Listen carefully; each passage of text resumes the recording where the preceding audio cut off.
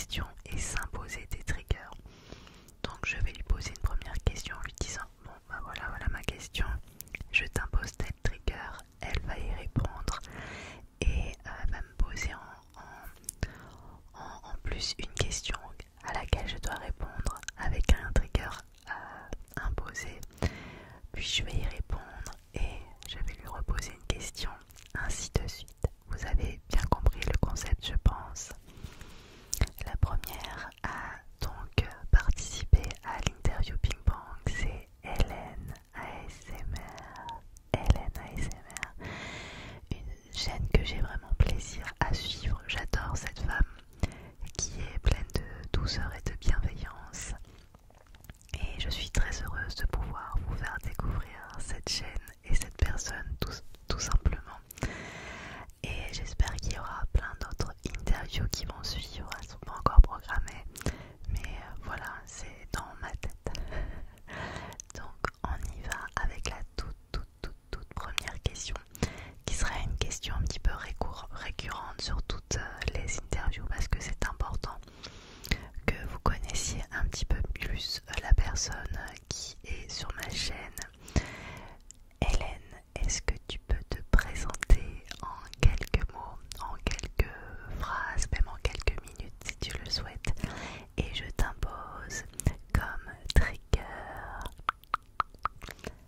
la petite chenille, ou je sais pas si c'est une limace, moi je dirais que c'est une chenille qui fait. J'adore son son et j'adore quand tu la manipules, ça me fait beaucoup de frissons. Alors si tu pouvais te présenter en manipulant cette petite chenille, je serais plus que ravie. Bonsoir Angélique, bonsoir à tous. Alors, tout d'abord, cette idée d'interview ping-pong m'a plu à peine tu me l'avais proposée. Alors tu comprendras que je suis d'autant plus honorée d'être la première à y participer. Alors je réponds à ta première question en prenant comme trigger un chenille limace.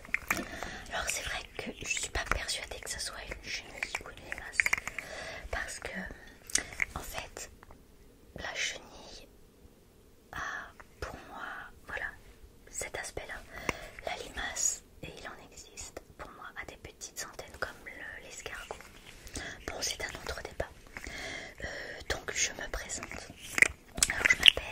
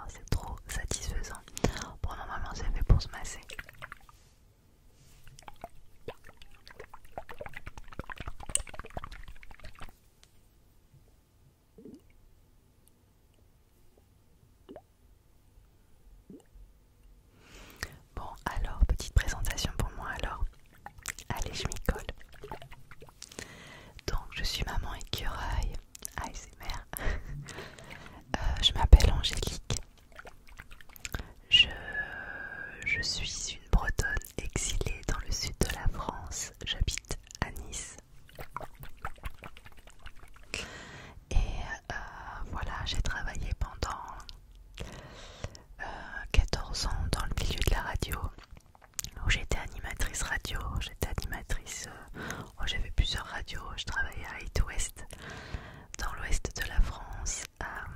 J'ai travaillé au Move, à l'époque où c'était l'Esprit Rock. Maintenant c'est une radio rap. Et ensuite j'ai travaillé chez Virgin Radio, où j'étais animatrice pendant 13 ans.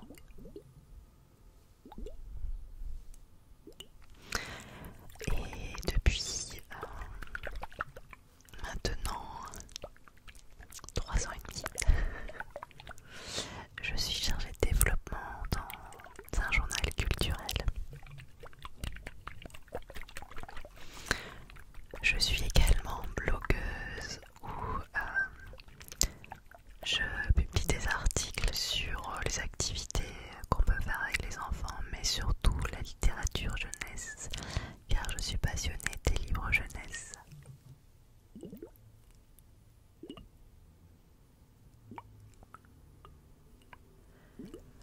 Et du coup, je tiens cette chaîne depuis maintenant 1 an et demi. Donc du coup, voilà, je suis aussi youtubeuse depuis 1 an et demi, on peut appeler ça comme ça.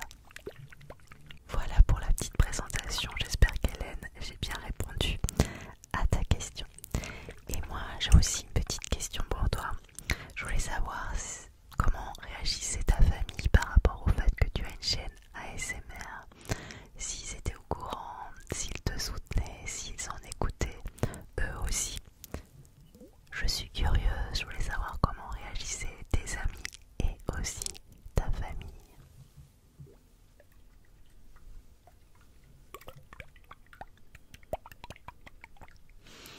Et en trigger, je t'impose ta balle anti-stress préférée parce que je sais que tu en as plusieurs. Montre-nous ta préférée. Parfaite présentation, Angélique. Alors je me munis du trigger que tu as choisi. Ma balle anti-stress préférée. Je ne sais pas si vous voyez laquelle. C'est celle qui a toutes les petites orbises dedans, déjà bien éclatées. Et je vais répondre à ta question. Alors en effet, quelques personnes dans ma famille et dans mes amis connaissent l'existence de ma chaîne. Ils sont vraiment contents pour moi, qu'ils voient que je m'investis et que ça me procure beaucoup de plaisir et de bonheur de donner cette bienveillance au travers des vidéos. Alors, que même on regarde, pas tous, non. Alors ils regardent mes vidéos partiellement, commentent de temps en temps. Mes enfants écoutent mes vidéos, oui. Ma maman aussi. Alors Sarah, je suis sûre qu'elle regarde d'autres chaînes parce que elle m'en a parlé et m'en a fait découvrir d'ailleurs. Dans ma famille et mes amis, les plus fidèles sont Sarah et maman, mais je dirais ça au vu des commentaires. Peut-être que je les regarde sans commenter. Voilà, Angélique. Alors à mon tour de te poser une question. Pourquoi t'es-tu dirigée vers les métiers de la radio? Et j'aimerais bien, à ce sujet, que tu puisses nous répondre en grattant le micro avec tes ongles, s'il te plaît. Merci Hélène. Alors je vais gratouiller le micro comme tu me l'as demandé. Alors pourquoi je me suis dirigée vers la radio? Alors déjà il faut savoir que ma famille était passionnée par les jeux concours radiophoniques. Donc ils écoutaient la radio locale tout le temps pour essayer de gagner des places de cinéma, de concerts, etc. Et du coup ils gagnaient assez régulièrement. Et j'allais assez régulièrement chercher les gains dans les radios. Donc du coup j'ai pu observer comment ça se passait. Et ça m'a beaucoup plu et j'avais sympathisé avec un animateur radio.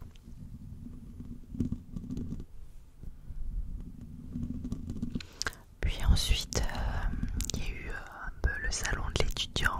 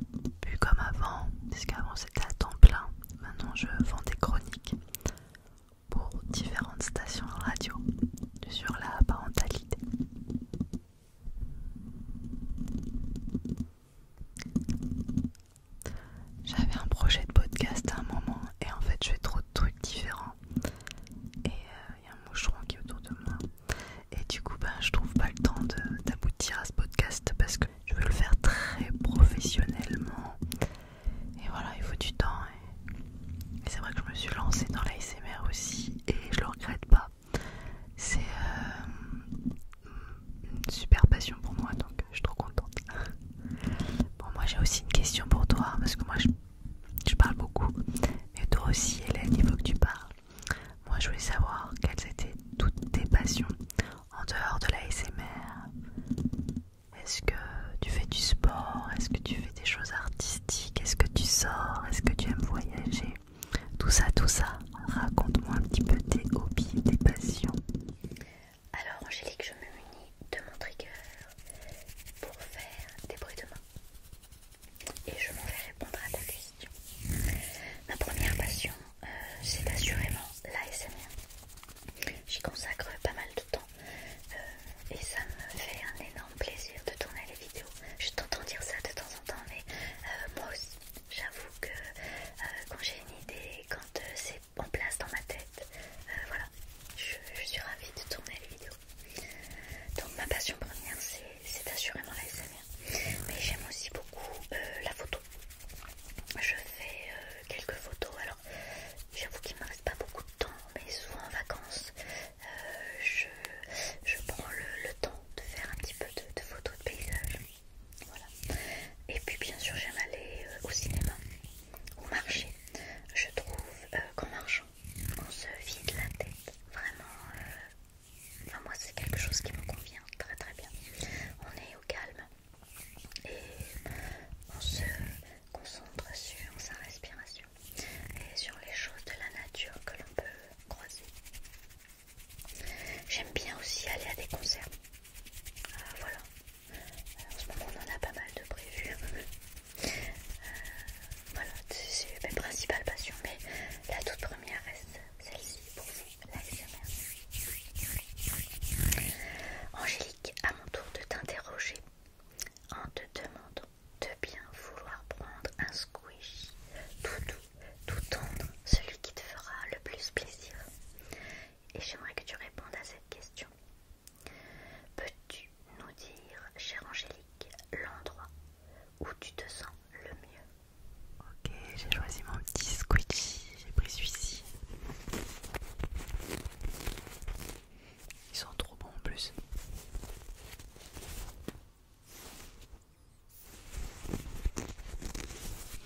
C'est pas la première fois que vous le voyez sur ma chaîne, mais j'aime bien l'avoir parce qu'on peut faire ça avec.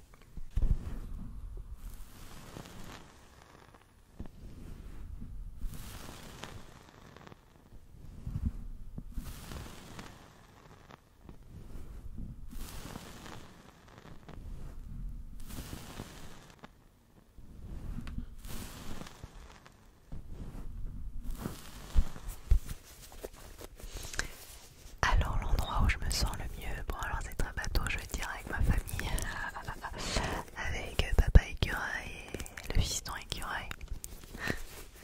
Non mais après s'il faut choisir vraiment un endroit particulier, je dirais au bord de l'eau.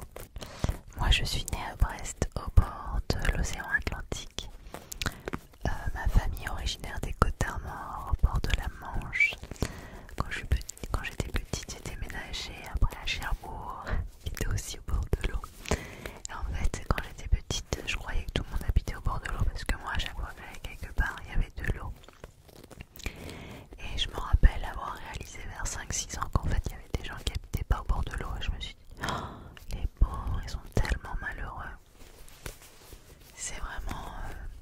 j'aime tout, j'aime le son de l'eau, j'aime la sensation du corps dans l'eau. C'est un endroit où j'ai mal nulle part. Il faut savoir que j'ai extrêmement mal au dos tout le temps et dans l'eau je ne sens rien. J'adore nager, j'adore bouger dans l'eau et voilà, j'aime cette sensation de lâcher prise, d'être dans une immensité. Quand j'ai fait mes études à Paris de radio justement, j'étais très malheureuse de me dire que j'étais loin de l'eau. J'avais acheté des CD à nature et découverte avec le son de l'eau parce que j'étais trop malheureuse d'être loin de la mer. Et maintenant j'habite à Nice, donc voilà, je suis toujours au bord de l'eau. C'est pas l'océan, c'est pas la Manche, c'est la Méditerranée. Et aussi. La mer est chaude.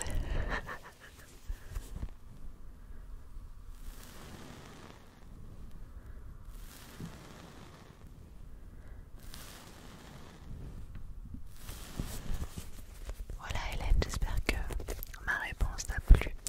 Moi j'ai aussi une petite question pour toi.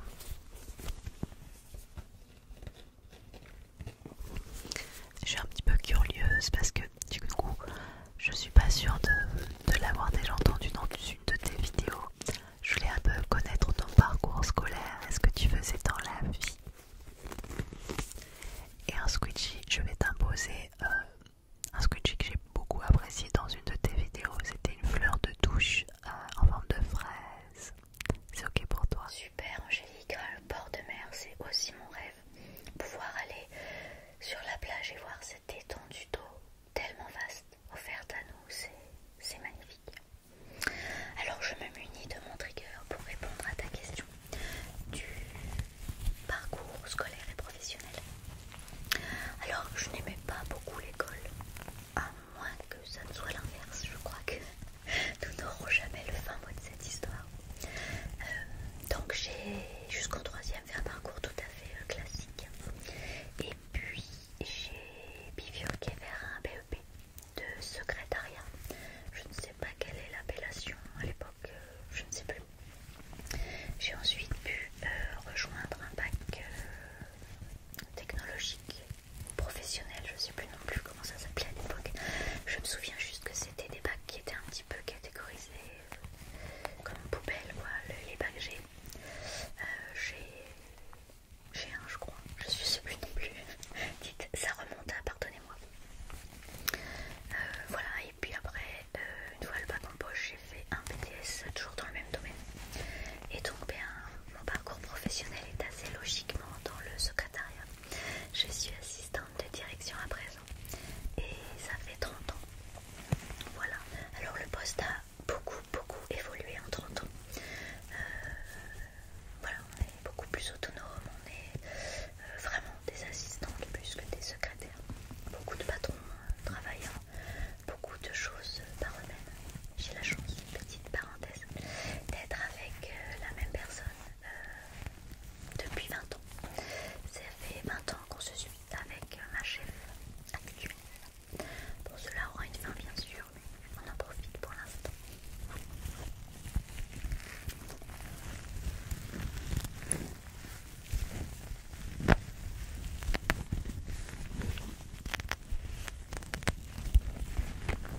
Alors Angélique, je viens à présent te poser une autre question.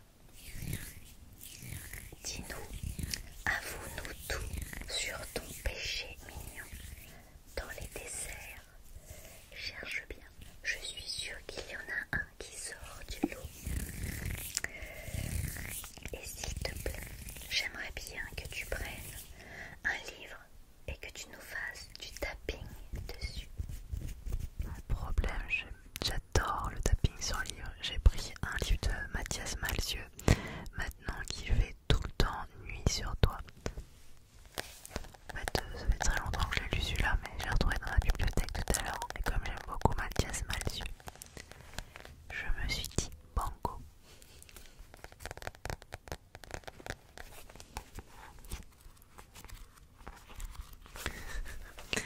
Alors, mon péché mignon en termes de dessert, alors faut savoir que je suis plus salé que sucré. Je dirais même que je suis plus gras. En fait, j'adore tout ce qui est fromage, hamburger, tout ce qui est pas bon pour les artères. mais bon, j'aime aussi le sucré. Hein. Mais j'en mange pas trop parce que papa écureuil il peut pas en manger. Donc c'est vrai que j'en mange pas des masses. Mais alors du coup, qu'est-ce que j'aime? Moi j'aime le chocolat bien sûr comme plein de gens. Et s'il fallait choisir un dessert, j'aime bien le cheesecake. Le cheesecake c'est très bon. J'adore les cookies, c'est tout simple mais c'est très bon.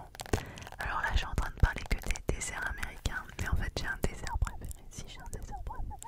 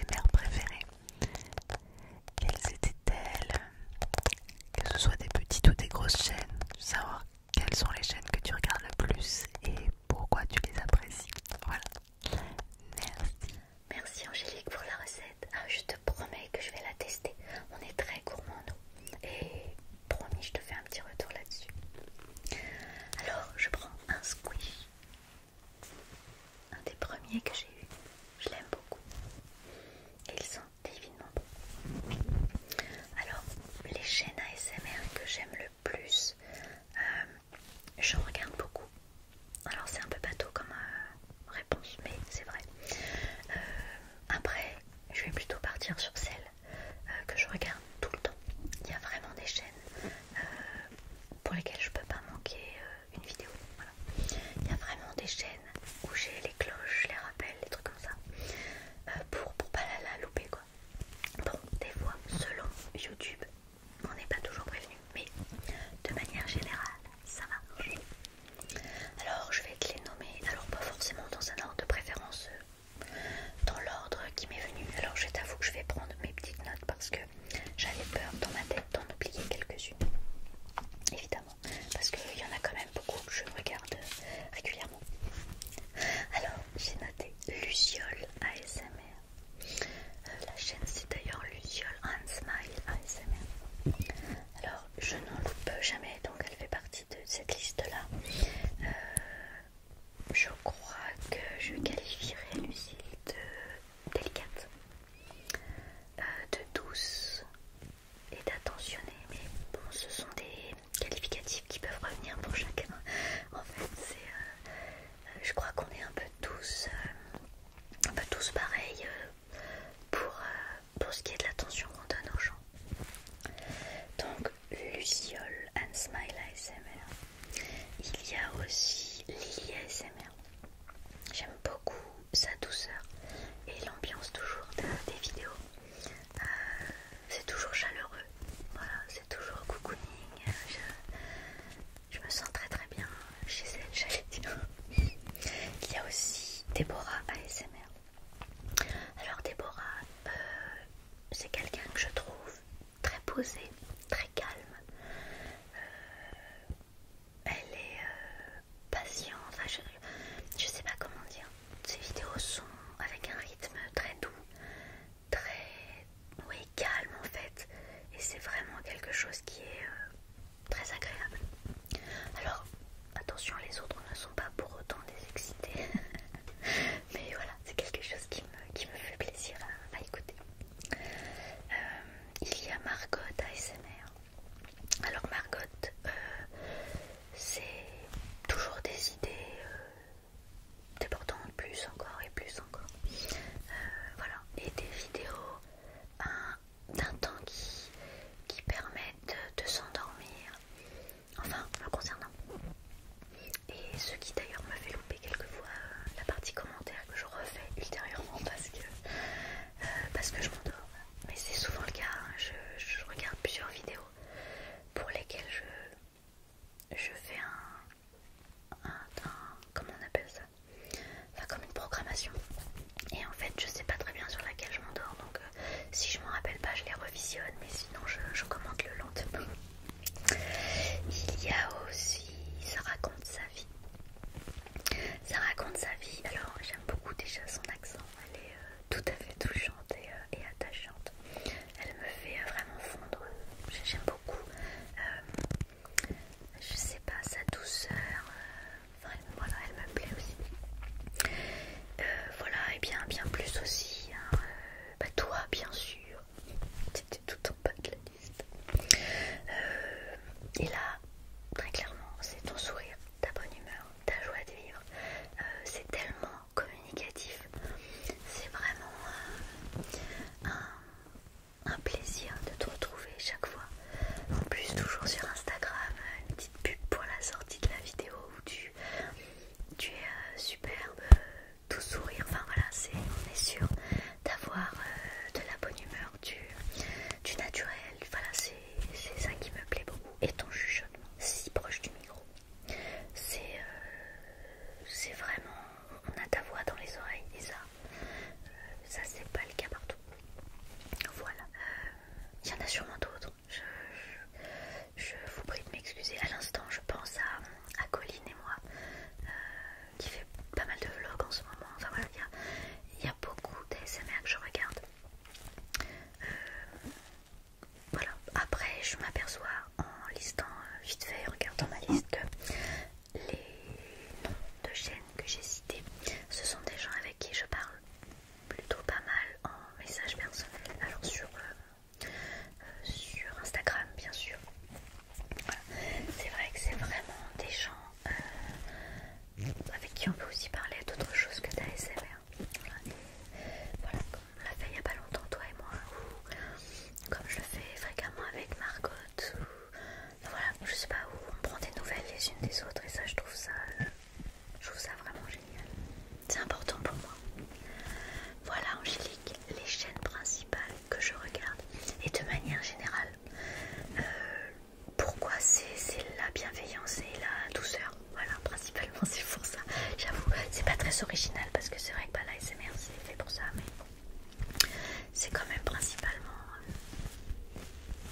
chienne de cœur.